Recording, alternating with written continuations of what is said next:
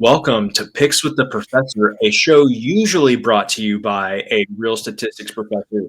But today you'll have to settle for his cousin and his friend, Jake. Jake, I cannot believe that we talked the professor into letting us do this show twice in 1 week without him. But I feel like that's an achievement. there's a good chance he's tied up in a basement somewhere. I Yeah, mean, he could it's be. He could be. Maybe he's like tied up in a basement and he's starting to suffer from Stockholm syndrome. I who I knows? don't I don't know. Who's to say? But yeah, hoping that the professor is enjoying his time off again. But you get us again for the second show this week. This time talking some NFL. So you can see the NFL recap. If this is not a reason for you to join us over at Dub Club, I don't know what is. We are human. Sometimes we do not subset our picks well.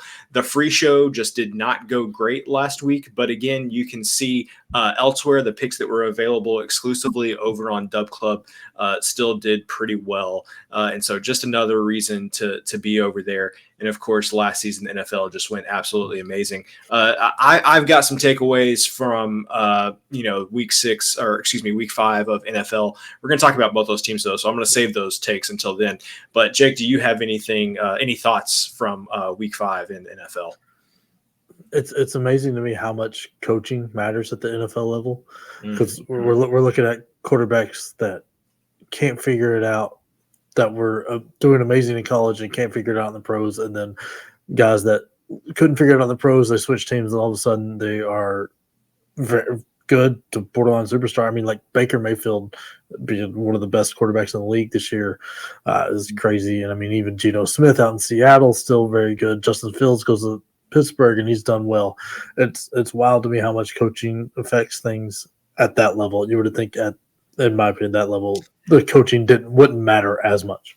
Yeah, you would think it would kind of be like the NBA, where it's just more of a player-driven league, but that certainly doesn't seem to be the case in the NFL. And somebody saw Bill Belichick sitting out there on the sidelines and was like, you know what, just don't need him in the NFL this year. Which, don't get me wrong, is Bill Belichick's style the best style for 2024? I'm not sure, but he could do a better job than some of the coaches that are out there. That is for sure.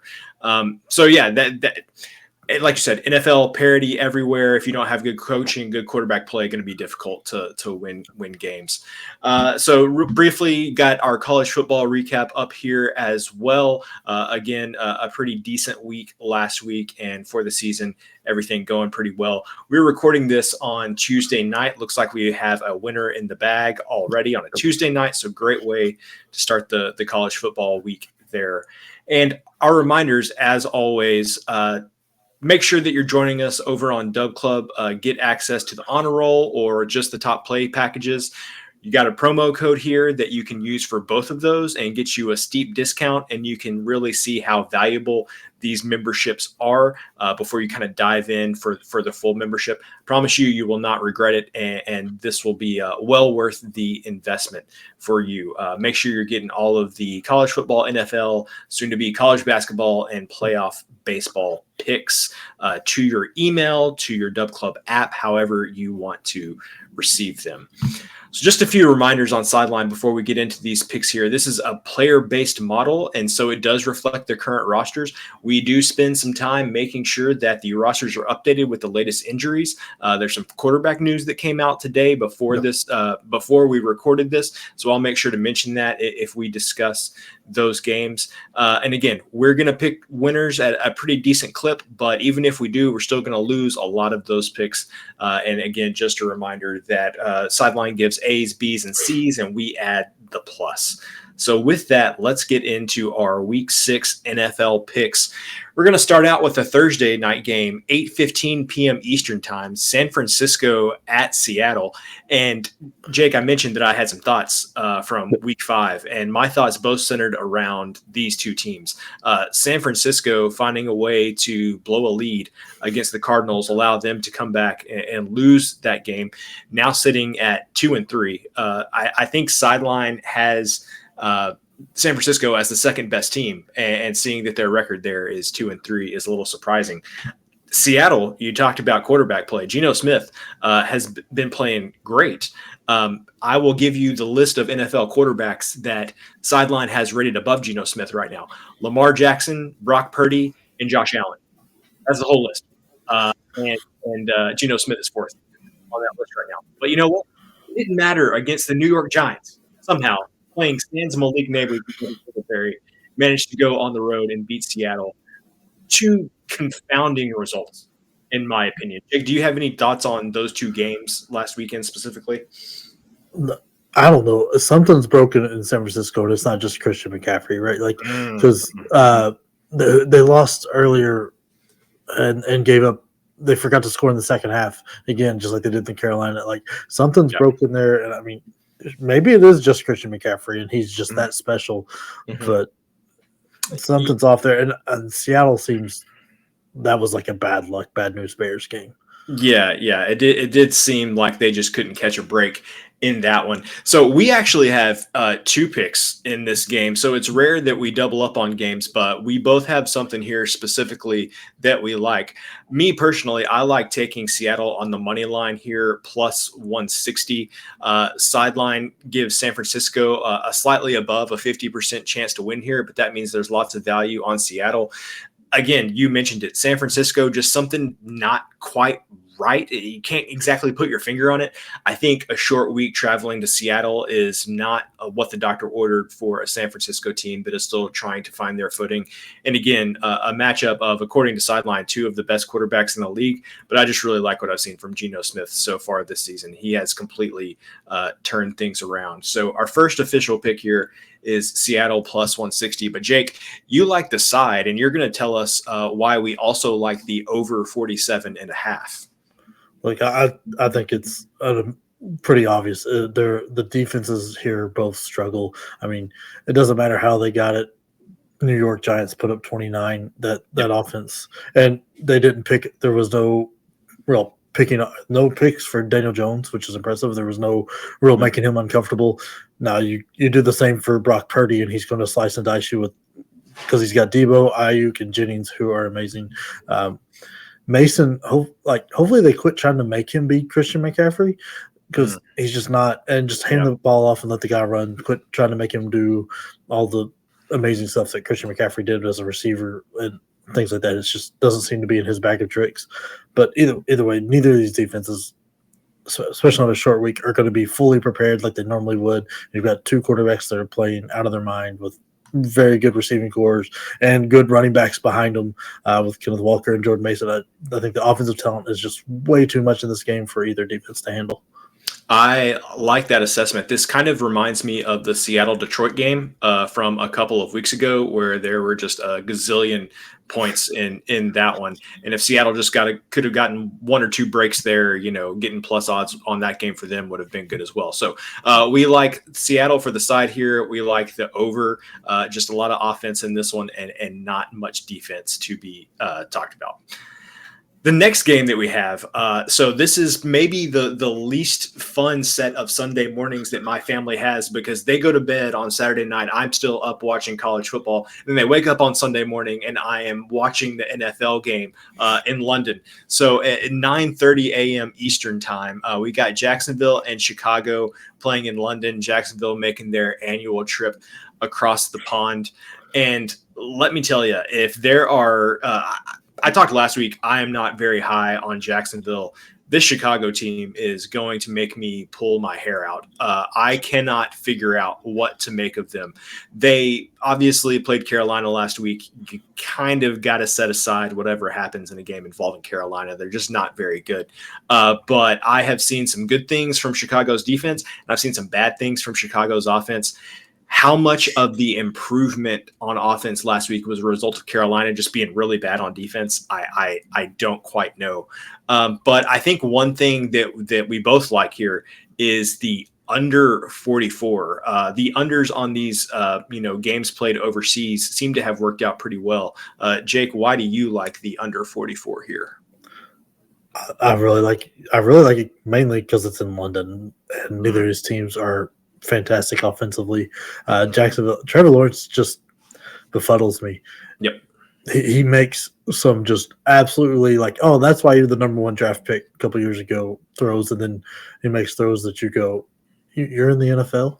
Like it's just very confusing. They've got one really good receiver in Thomas. I don't believe in the other weapons. NTN doesn't seem like the same guy.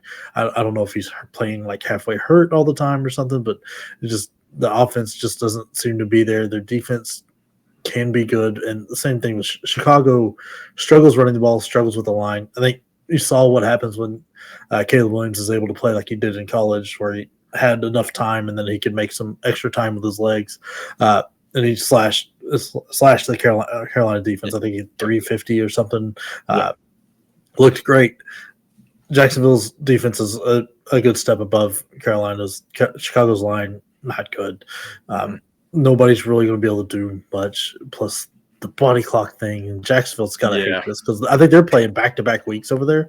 It's just the want to play has to be just a little bit less with the body clock stuff and weirdness. I think unders are great here. Yeah. So you talk about that Jacksonville defense being a little bit better than Carolina. So what I would say is that Jacksonville's defense not the best. Number 26 overall. You see it has a 110 rating there, but Carolina is a 122. And so it is not much lower ranking wise, but from a statistical perspective, it is quite a bit worse than Jacksonville's defense. And I think that Josh Hines-Allen, the other used to be Josh Allen, is going to cause some problems for that Bears front. And Jacksonville's got a number 1 draft pick on their D-line too, Walker or something like that. Is he the least talked about number 1 draft pick ever? It's completely possible that is the case, because when you said his name, I had to think about it for a second. So yes, you are probably correct. He is the least talked about number 1 pick ever. I just love, like you said, love these unders in these spots. I am not a believer in the Jacksonville offense. I think Trevor Lawrence is in a category with like Daniel Jones as far as like turnovers per game since they both came into the league. So just not a great situation there. So we go from a game where we talk about the under to a game where our official pick is going to be on the over Sunday, 1 p.m. Eastern, Cleveland at Philadelphia.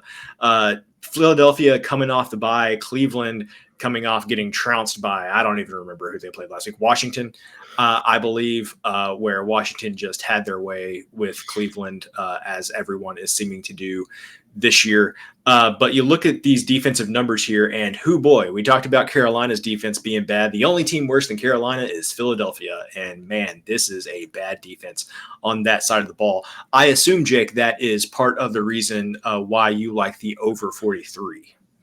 Yeah, I like the over mainly because of the way Philadelphia set up their offense. Given a bye week, get healthy, maybe get Devontae Smith back. I'm not sure what the latest on A.J. Brown, but Saquon Barkley, give him a break. And, they've been hearing all the talk about their team and how it's just not very good and Hurts doesn't look great and all of that. You think bye week, come out like they did the first kind of game of the year, put up a bunch of points, offense looks good, defense can't stop anybody. Even Cleveland's lethargicness is just they're going to get at least a touchdown or two this game. I think it'll be a blowout. And I think Philadelphia will be on that side of it, and all we need is 10 points out of Cleveland, and I think we're good to go here. If maybe even less than that should be good, because Darius Slay, I don't know what he was thinking with the whole Twitter storm after last week's game, but that was just bad, and he was bad in that game, real bad. And Amari Cooper is too good to not take advantage of either corner on that on either side for Cleveland, or for Philadelphia. So I think he's good for like one long touchdown or somewhere along the way when Deshaun Watson decides he wants to throw it. I don't know what's going on there. Yeah. So a couple things on that. The Browns have reiterated they're sticking with Deshaun Watson. They're not thinking about making the change to Jameis Winston. I can't believe that, that's a conversation that I would be having. But at this point, it can't get much worse. Like, I had to think that Watson has to start playing better at some point.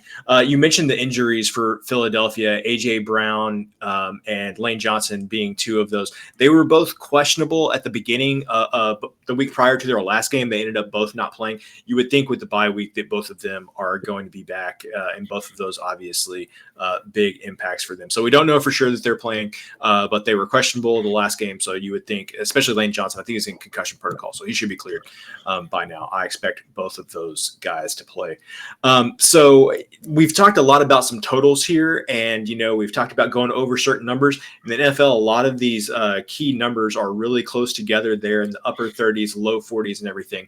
So you always want to make sure that you're shopping around for those numbers. And if you don't have BetUS as a book that's in your portfolio, we highly recommend that you make it part of your portfolio. BetUS, America's favorite sportsbook and casino. Live betting and racebook. We're celebrating 30 years with a historic offer. A 125% sign-up bonus on your first 3 deposits. Plus 10% gambler's insurance. Get started today. BetUS, where the game begins. So that takes us to our next game, which will be Sunday, 4:05 p.m. Eastern. The Chargers at Denver. And Chargers coming off of a bye week here, which they needed it. Their offensive line has just been demolished by injuries. Herbert has not been 100% I think all season. He missed part of the preseason. He re-aggravated the injury the first 2 weeks of the season. He just hasn't been healthy. If there was any team that needed some time to recover, it was the Chargers. Playing at Denver, who managed to win again last week. If there is a team that I have been most pleasantly surprised by this season, the Broncos are definitely on that list. Our official play here, Sideline says that Denver should be pretty highly favored in this game, and Denver is actually the underdog. And so our official pick is Denver on the money line plus 137. Jake, why do you like backing the Broncos here? One, that defense is top tier. I mean, Surtain is incredible. They are great. It seems to be everywhere at every position. It's so much better than I thought. And Bo Nix, now he's not doing anything to win the game, but he's not losing it, and that's a lot better than he ever did at Auburn.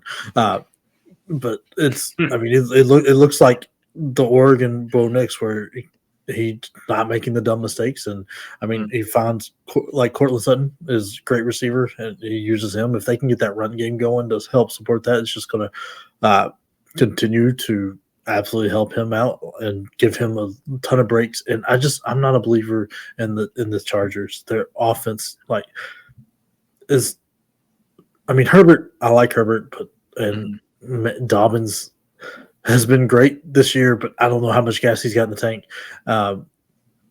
And the receiving core is just bad, and you're going against a secondary like Denver's, they're going to find it very hard to really do much. And I don't know how the Chargers really stay in this score enough to really keep Denver out of this game. And with those plus odds, I'll take the coin toss. Yeah, this Los Angeles offense, like I said, Herbert hasn't been playing at 100%. And you go up and down their offense. They have no other skill position player that Sideline thinks is above average. The only other player they have above average on the offense is Rashawn Slater, and he is injured and questionable as to whether or not he will play. I think a lot of Los Angeles's issues are covered up by the fact that, well, they got to play Carolina early in the season, so that helped. They have a solid defense, and that pace. Look at that pace of 56.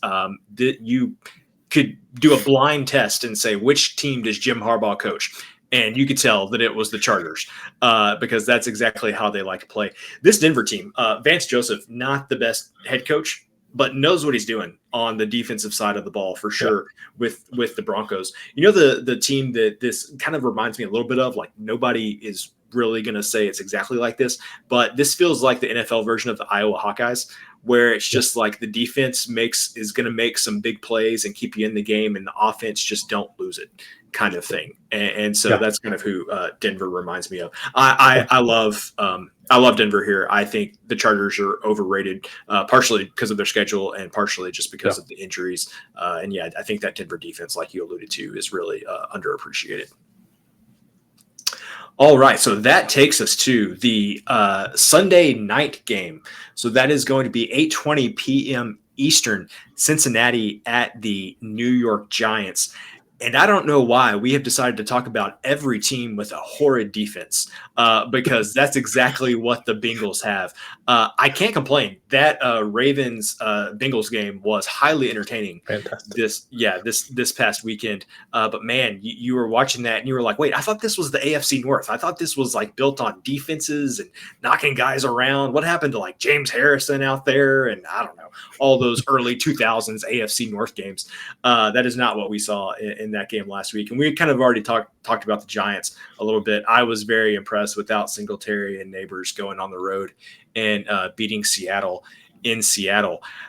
Sideline taking a stance here, I think that a lot of people will be surprised about. Sideline says that the Giants win this game 54% of the time. So that means there is a ton of value on the Giants plus 155, and that is our official pick.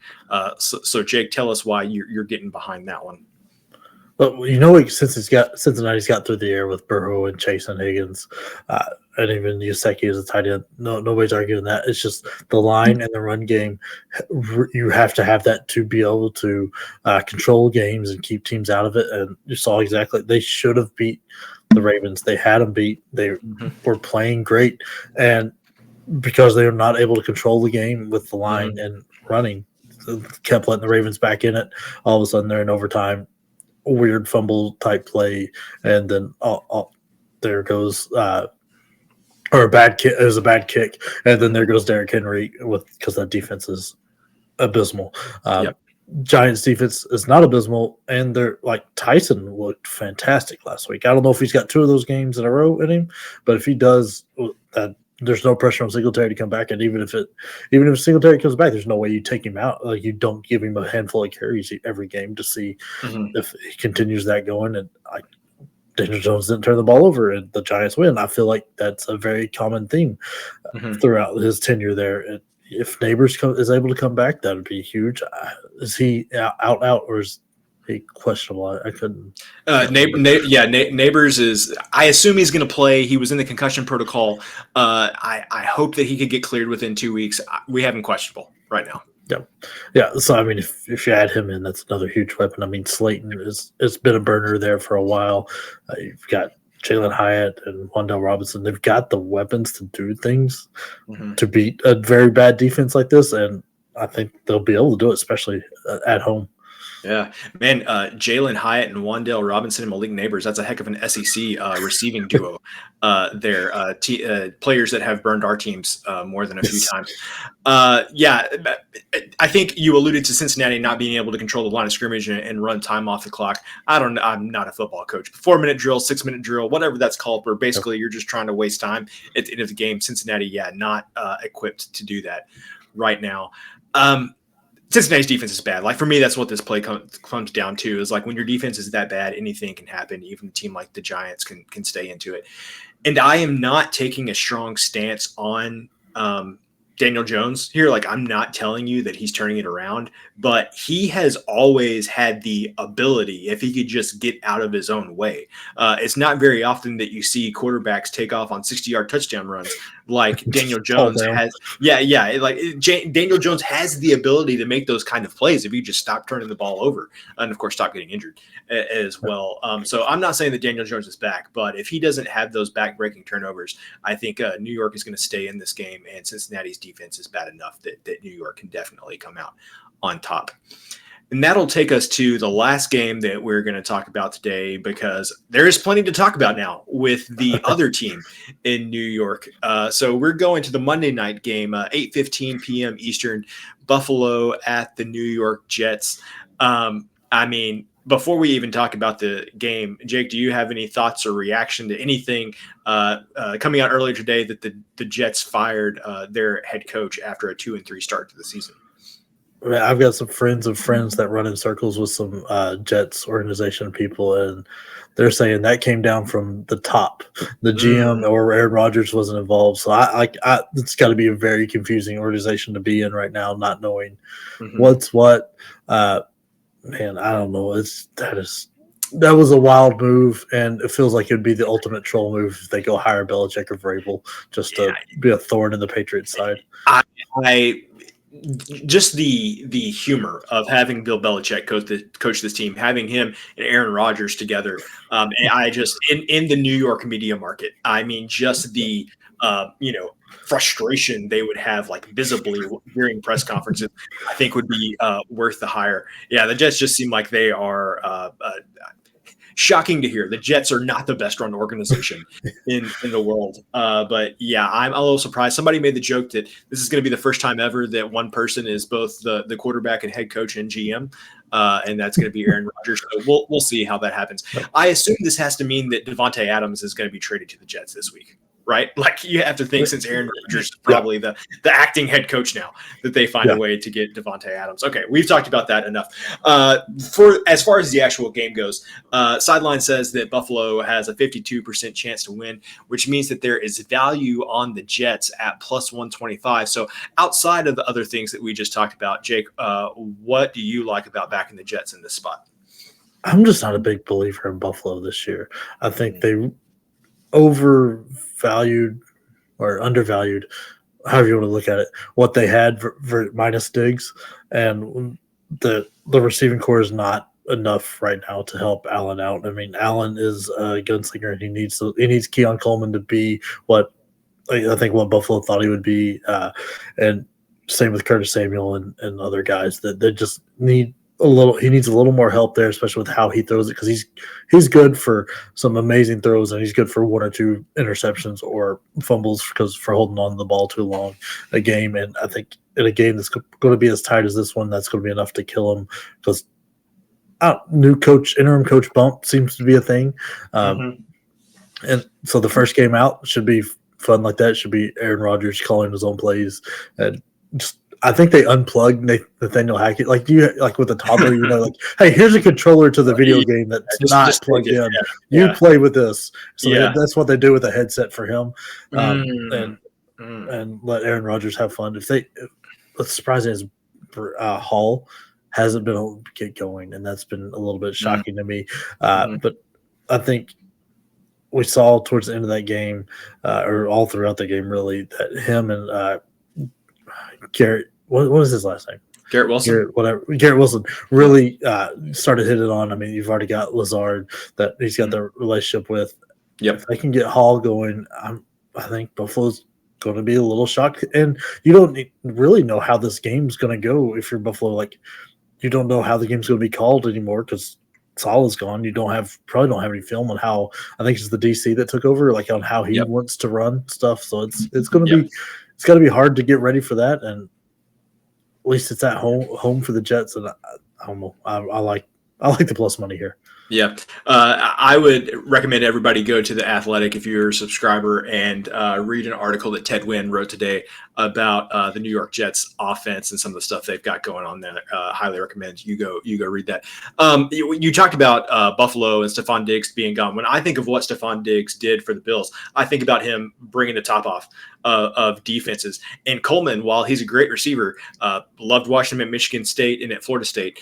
But he is not a take the top off the defense kind of guy. He is a take the top off of you guy. He is literally an college basketball player. He's going to jump over you and make those plays in traffic. He's not necessarily a burner that's going to take the top off. I agree with you. Buffalo might be missing a little bit of that. I think Buffalo's a good team. What worries me is so much of their offense is predicated on Josh Allen. And Sideline has him as the best quarterback in the league. Nobody would argue with that. But it's just, I don't know when it's going to happen, but there are going to be times where some team is going to find the formula to stop Josh Allen for a quarter and a half. And it's going to be really hard for this Buffalo team to recover. And I think the Jets defense have the possibility of making that happen. Their defense is good enough to make that happen. So I'm with you. Let's hope for the interim coach bump here and back New York at plus odds. All right, and that is all the picks that we have. So just some reminders here. Join us on Dub Club. Get all of this information, all the information you could possibly want on NFL, plus college football, soon to be college basketball, and baseball. Jake, do you have any parting words for our audience? No, I mean, being part of Dub Club gets you the update. So, like, when these injuries get for sure one way or the other for any of the sports, and plus baseball for first five and all that, the updates are worth being involved there. So that way you can be ahead of the line movements and all that. Yep. And before every update that the professor sends out, we're updating the injury notes and everything. So, Derek Carr probably going to be out for multiple weeks with the Saints. That's been updated. Looks like Drake May will be starting for the Patriots. Yeah. That's been updated. Had some guys not traveling to London for Chicago. We've got that updated. And so we're always out there on top of all of these things for you. So good ad there, Jake. So thanks everybody for your time on this NFL show. And remember, you can eat your betting money, but please don't bet your eating money.